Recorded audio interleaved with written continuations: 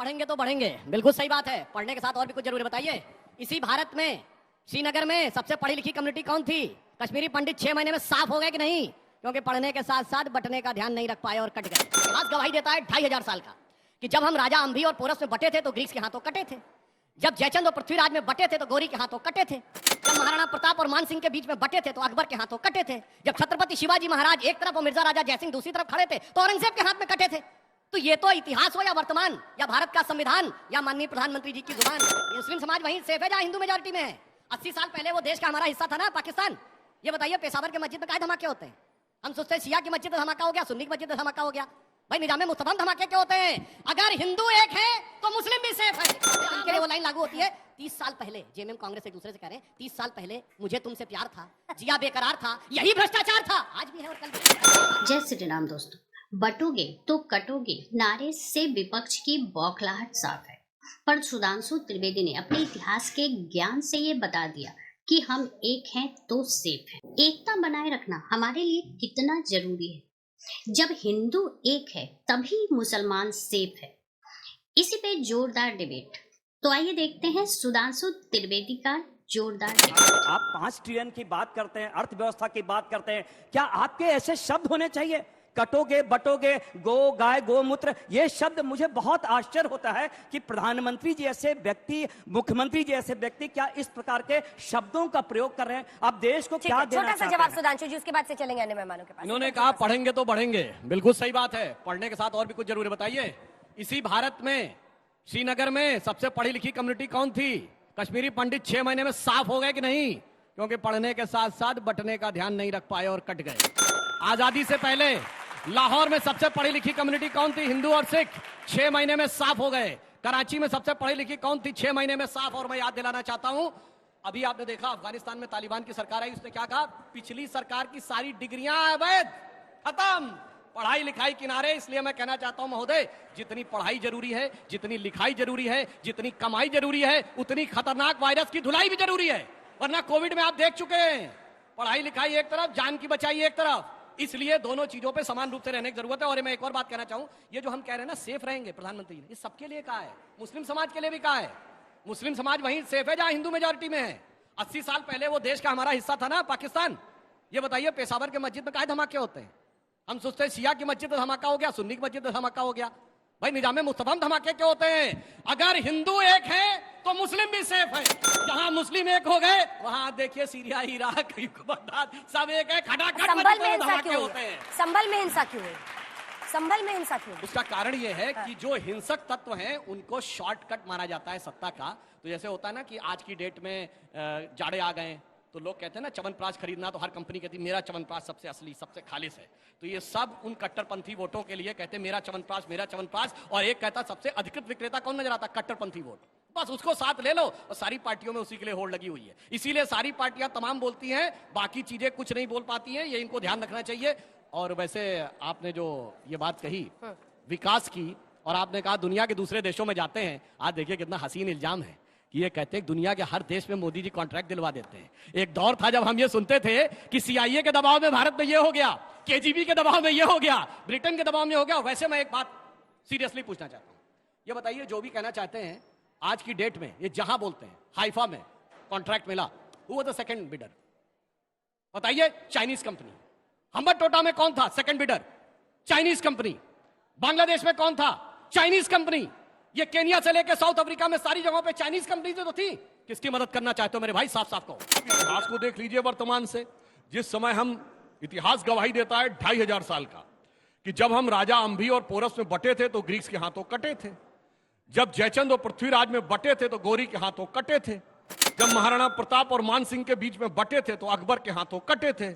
जब छत्रपति शिवाजी महाराज एक तरफ और मिर्जा राजा जयसिंह दूसरी तरफ खड़े थे तो औरंगजेब के हाथ में कटे थे। तो ये तो इतिहास हो या वर्तमान या भारत का संविधान या माननीय प्रधानमंत्री जी की जुबान, ये सब एक ही सूत्र बताता है। और वो हम क्या कहते हैं कि जाति, प्रांत और वर्ग भेद का भ्रम ये दूर भगाता है। सबके मन का भाव एक है, सबकी भारत माता है। अनेकता में एक मंत्र को जन जन फिर अपनाता है और धीरे धीरे देश हमारा आगे बढ़ता जाता है। पर आज का गौरी, अकबर और औरंगजेब कौन है सर? किससे मतलब आप जनता को डराते किससे हैं? कौन है अभी? वही लोग जो गौरी अकबर औरंगजेब को अपना हीरो मानते हैं। रहमतुल्लाह अल सलेह बोलते हैं आकर नेशनल टीवी चैनल्स के ऊपर, वो लोग जो देश की संसद में बैठे हैं और औरंगजेब की कब्र पे जाके फातिया पढ़ते हैं और कहते हैं वो कितना महान था। वो लोग जिन्होंने कि 2007 में औरंगजेब के 300 साल होने के ऊपर बहुत बड़ा उर्स मनाया था और सैकड़ों हजारों लोग उसमें आए थे, उनके लिए हम कहना चाहते हैं। और ये आप लोगों ने अनेक बार टीवी चैनल्स पे देखा होगा, ये वर्ड्स इन वर्बेटम ये बोले गए उनके लिए। आप संविधान की बात कर रहे हो, आप लोकतंत्र की बात कर रहे हैं, आप उसकी बात कर रहे हैं। पहले स्वयं देखिए, आपने कटोगे बटोगे पूरे देश को आपने छिन्न भिन्न कर दिया है। और ये घृणा का जो स्थिति है, जो हालात पैदा कर, छिन्न भिन्न कहने का मतलब जिस प्रकार जातीयता जिसका उन्माद आपने फैला रखा है, संबल हो जिस प्रकार की चीजें फैलाया है, संबल इसके सारे के सारे दारोमदार आप पे जाता है। और ये सेफ है का एक्सटेंशन है। अब ये सर्वे कराओ हर जगह, जो आरोप है उस पर जवाब। देखिए, मैं कहना चाहूंगा इस महाराष्ट्र धार्मिक के स्थल के चुनाव में सर्वे। सबने अबू आजमी का वो वीडियो देखा जब मौलाना अजहरी के सामने गए। क्या कह रहे हैं? मेरे इलाके में 1,90,000 मुस्लिम हैं, एक भी वोट बटना नहीं चाहिए, बस यही गुजारिश करने के लिए आपके पास आया हूं। नहीं, ये तो सेक्युलरिज्म का सुंदर संगीत होता है, इसमें कोई वो बात थोड़ी, इसमें तो एक और सेफ रहना चाहिए। अब आइए कमलनाथ जी का पिछले मध्य प्रदेश चुनाव में वो कह रहे हैं 100 का 100% मुस्लिमों का वोट हमें मिलना चाहिए, 90 से भी काम नहीं चलेगा। नहीं, ये तो बिल्कुल साफ है, ये तो सेक्युलरिज्म का सुंदर संगीत है। अगर उलेमा काउंसिल कहे कि महाविकास आघाड़ी को वोट देना है, ये सेक्युलरिज्म का सुंदर संगीत है। यदि दिल्ली के शाही इमाम फतवे जारी करते रहे 1980 में कांग्रेस के लिए, 89 में वीपी सिंह के लिए और बाद में भी फिर कांग्रेस के लिए, ये तो सेक्युलरिज्म का सुंदर संगीत है। मगर अफसोस है कि अगर दूसरे वाले को थोड़ी सी अपनी ताकत समझ में आने लगे, जो हनुमान जी की तरह अपनी ताकत छोड़े हुए है, भूला हुआ है, तो मन में बड़ा डर लगने लगता है कि भाई इनकी ताकत जग गई तो क्या होगा। समस्या ये है महोदय। और मैं एक और बात भी कहना चाहता हूं, इन्होंने जो झारखंड के विषय की बात कही, भ्रष्टाचार का आरोप एक है, मैं तो सिर्फ एक बोल रहा हूं, जो सर्वोच्च न्यायालय से साबित आरोप है।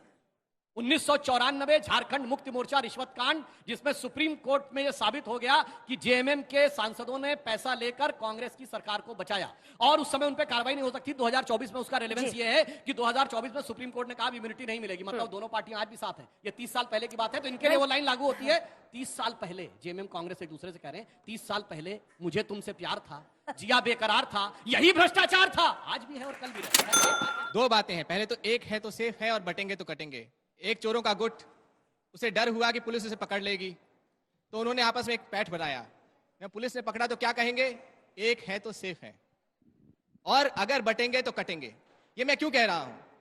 जिस अडानी समूह का नाम लेने से भारतीय जनता पार्टी डरती है, मैं यहां पर अगर प्रधानमंत्री जी की आलोचना करूं, हो सकता है सुधांशु जी कुछ न बोलें, लेकिन अगर मैं अडानी समूह की आलोचना करूं तो जरूर बोलेंगे। उसके ऊपर आरोप क्या लगा? समूची भारतीय जनता पार्टी संसद से लेकर सड़क तक अडानी समूह को डिफेंड कर रही थी, उसकी प्रवक्ता बनी हुई थी। उसके ऊपर आरोप क्या लगा? अमेरिका के जस्टिस सिस्टम ने यह आरोप लगाया कि उस समूह ने भारत के अनेक राज्यों में घूस दी। राज्यों के बीच में आपके बीच में नहीं टोका था, राज्य का नाम एक बीच में नहीं टोका था। अनेक राज्यों में घूस दी। क्यों घूस दी? ताकि उन राज्यों में आप जैसे जो लोग हैं वो लोग महंगी बिजली खरीदें। ये बिजली किस प्राधिकरण के अंदर आ रही थी? केंद्र सरकार मोदी जी के कैबिनेट में SECI है, जिसके मंत्री कौन रह चुके हैं? पीयूष गोयल, RK सिंह, अभी प्रहलाद जोशी। क्या इन 3 मंत्रियों में से एक भी व्यक्ति ने बोला है, कुछ भी बोला है? ये आरोप सिर्फ अडानी समूह पे नहीं लगा हुआ है, ये आरोप मोदी कैबिनेट में भी लगा हुआ है। अब ये कहते हैं कि केवल गैर भाजपा राज्यों में घूस दी गई। ये आरोप इनका डिफेंस है अडानी, एक सेकेंड, ये इनका डिफेंस है अडानी जी के फेवर में। अमेरिका वाले देखिए, मैं आपके बीच में नहीं टोक रहा था। इनका डिफेंस क्या है अडानी जी के फेवर में? ये बात पूरी करनी है। करेक्शन कर दीजिए, because you factually स्टेटिंग something incorrect. आप उसके बाद कीजिएगा। प्रॉमिस्ड टू पे है, घूस दी नहीं, घूस देने की पेशकश की गई। फैक्चुअल करेक्शन, घूस देने की पेशकश की, घूस दी, ये जस्टिस सिस्टम एक आरोप लगा रहा है। मेरी बात पूरी होने दीजिए। अब ये भारतीय जनता पार्टी कहती है कि भाई हमारे राज्य में तो घूस नहीं दी। भाई अपने परिवार में क्यों घूस देंगे? क्योंकि एक है तो सेफ है और क्योंकि बटेंगे तो कटेंगे। अब एक है तो सेफ है, कैसे प्ले आउट करता है देखिए। 13,000 करोड़, ये छोटी मोटी रकम नहीं है। यहाँ पे बहुत सारे लोग हो सकते हैं उनके परिवार में लोग भारतीय जनता पार्टी को वोट करते हो। क्या आपके परिवार में किसी ने 1 लाख रुपए भी भारतीय जनता पार्टी को चंदा दिया है? भारतीय जनता पार्टी ने 10 साल में 13,000 करोड़ चंदा जमा किया। किन लोगों से? आप उनके नाम नहीं जानते होंगे, क्योंकि एक है तो सेफ है। जब मणिपुर लगभग 2 सालों से जल रहा है, प्रधानमंत्री जब मणिपुर में फरवरी 2022 में जाते हैं, कहते हैं हमें वोट दो, हम तुम्हें शांति देंगे, विकास देंगे। 2 साल में प्रधानमंत्री को मणिपुर का वीजा नहीं मिला, क्योंकि एक है तो सेफ है, बटेंगे तो कटेंगे। ये बटेंगे तो कटेंगे वो लोग कहते हैं जो अडानी को डिफेंड करना चाहते हैं, जो मणिपुर में ध्वंस करना चाहते हैं। जब हमारी बेटियां लड़ती हैं तो ब्रजभूषण के खिलाफ खड़े होते हैं। और अंतिम बात कहूंगा, आज ही आंकड़ा आया है। आंकड़ा 2 बातें कहता है। हम में से वो लोग जो कि 50% से कम है जिनकी आय, वो उनके तुलना में ये जिनको एक है तो सेफ है कहते हैं, वो 10 गुना ज्यादा कमा रहे हैं। पहली बात। दूसरी बात, भारत का जो विकास दर है, जिसके बुनियाद पर ये जितने यंग लोग हैं सबको नौकरी मिलेगी और उसके बुनियाद पे आप एजुकेशन लोन लेके पढ़ाई करेंगे, वो पिछले 2 साल में न्यूनतम है। उससे पहले कोविड था, मतलब उससे भी नीचे होता। ठीक है, अब जवाब सुनिए पूरे सर, देश जल्दी को से डुबा सुधांशु करके जी। कह रहे हैं फिलहाल बटेंगे तो यहाँ कटेंगे, एक है देखिए, तो सेफ है। हार्वर्ड एजुकेटेड होकर भी आदमी सपा के प्रभाव में क्या मजेदार बहकी बहकी बातें करते हैं। अपने मुंह से बोले कि अपनी गवर्नमेंट को क्यों घूस देंगे तो अपोजिशन वालों को देंगे। मतलब इन्होंने हमें तो क्लीन चिट दे दिया कि हम लोगों ने कोई रिश्वत नहीं की है, इनकी गवर्नमेंट ने रिश्वत ली है। अपने को चोर साबित करने का ऐसा बेहतरीन उदाहरण आपको नहीं मिलेगा। मैं आपको बताना चाहता हूं, जिन सरकारों के बारे में आरोप है वो है आंध्र प्रदेश, तेलंगाना, छत्तीसगढ़, उड़ीसा और अन्य राज्य हैं, तमिलनाडु। भाई सब तो आपकी सरकारें हैं, आके कहना चाहिए उन्हें क्यों भाई रिश्वत की पेशकश हुई है कि नहीं। मगर मजेदार बात है, अपनी सरकारों को राहुल गांधी जी क्या के गजब बोलने लगते हैं। ये देखिए इन्होंने भ्रष्टाचार किया है। अरे भाई कैंसिल करिए ना कॉन्ट्रैक्ट।